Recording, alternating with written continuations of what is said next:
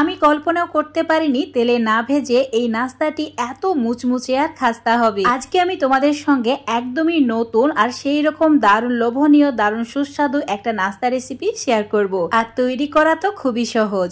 আজকের এই নাস্তাটি তৈরি করার জন্য লাগবে ময়দা। পরিমাণ মতো ময়দা নিয়ে নিয়েছি, তোমরা চাইলে আটা দিয়েও বানিয়ে নিতে পারো। এবার দিয়ে দিচ্ছি সামান্য পরিমাণে নুন, আর তার সঙ্গে দিয়ে দিলাম 1 চামচ মতো তেল। তেলের পরিবর্তে এখানে ঘি অথবা বাটারও দিতে পারো। এবার এর মধ্যে দিয়ে দিতে হবে একটা ছোট সাইজের ডিম। ডিম যদি খেতে পছন্দ না করো, অল্প একটু টক দই অ্যাড করে দিলেই হবে। ভালো করে সমস্ত কিছু ময়ান দিয়ে নিতে হবে, মানে ঠিক এই রকম করে নিতে হবে। তারপর অ্যাড করতে হবে নর্মাল জল, আর জলটা অবশ্যই অল্প অল্প করে অ্যাড করবে। আর ডোটা ঠিক এই রকম চ্যাটচেটে হবে। এবার এর মধ্যে সামান্য পরিমাণে সাদা তেল দিয়ে আবারও একটু সময় মথে নিতে হবে। আর ডোটা ঠিক একদম নরম আর এইরকম দেখতে হবে। এই ডোটা সেট করার জন্য 10 মিনিট ঢাকা দিয়ে রেখে দিতে হবে।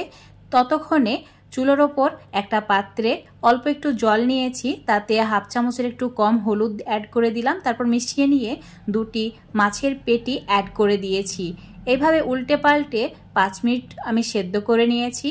মাছের টুকরোগুলো সেদ্ধ হয়ে গেলে এটা ঠান্ডা করে পরিষ্কার করে নেব। এবার চুলোর উপর একটা ফ্রাই প্যানে 2 চামচ মতো সাদা তেল অ্যাড করে দিলাম। চুলোর আঁচটা মিডিয়াম টু লো রেখে অ্যাড করে দিচ্ছি 1/2 চামচ মতো মৌরি। আর মৌরি যখন একটু ফুটতে শুরু করবে, অ্যাড করে দিতে হবে একটা বড় সাইজের পেঁয়াজকে ছোট করে কেটে নিয়ে, তার সঙ্গে 3-4টি কাঁচা লঙ্কা ছোট ছোট করে কেটে নিয়ে। তো এখানে কাঁচা লঙ্কার পরিমাণটা নিজেরা যেমন ঝাল খেতে পছন্দ করো সেই হিসাবে অ্যাড করবে। 1-2 মিনিট একটু নাড়াচাড়া করে ভেজে নিয়েছি। তারপর হলুদ গুঁড়ো, সামান্য পরিমাণে জিরে গুঁড়ো, আর অ্যাড করেছি ধনে গুঁড়ো, আর স্বাদ মতো নুন, আদা রসুন বাটা। এবার চুলোর ফ্লেম মিডিয়াম করে দিয়ে এইভাবে একটু নাড়াচাড়া করে মশলাটা কষিয়ে নিতে হবে। মশলা থেকে তেল ছাড়তে শুরু করলে অ্যাড করে দিতে হবে সেদ্ধ করে রাখা আলু। আমি একটা বড় সাইজের আলুকে 4 টুকরো করে নিয়ে সেদ্ধ করে নিয়েছি। সেটা এইভাবে হাত দিয়ে ম্যাশ করে নিচ্ছি।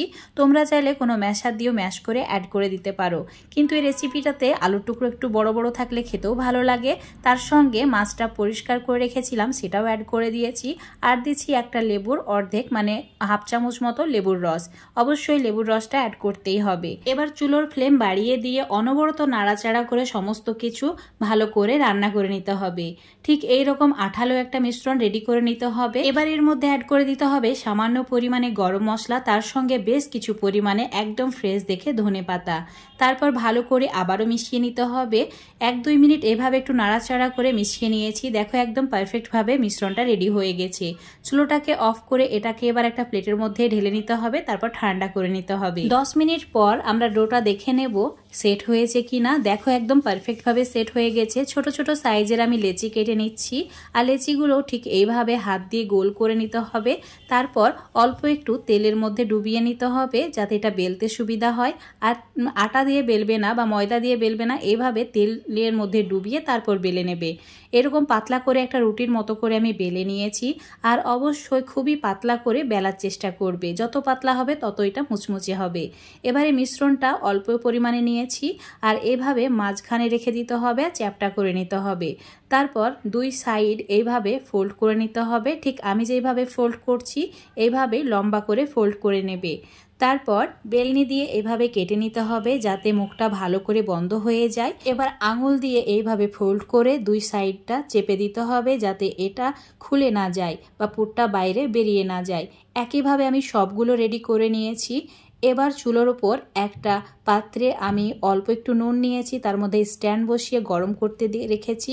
আর দেখো একটা প্লেট দিয়ে দিলাম। এবার প্লেটের মধ্যে নাস্তাটি এভাবে সাজিয়ে নিতে হবে।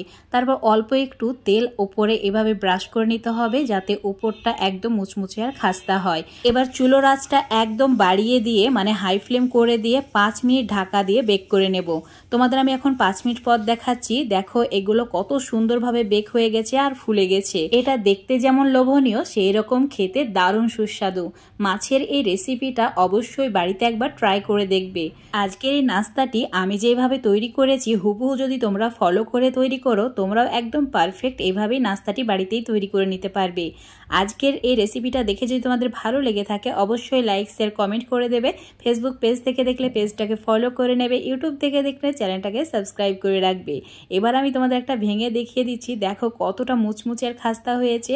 এটা সন্ধ্যাবেলায় স্ন্যাক্স হিসাবে খেতে খুবই টেস্টি লাগে। ইফতারিতে এমনকি ছুটির দিনের সন্ধ্যাবেলায় অতিথি আপ্যায়নে যে কোনো সময় চায়ের সঙ্গে অবশ্যই বাড়িতে একবার বানিয়ে খেয়ে দেখবে, তারপর আমাকে কমেন্ট করে জানাবে।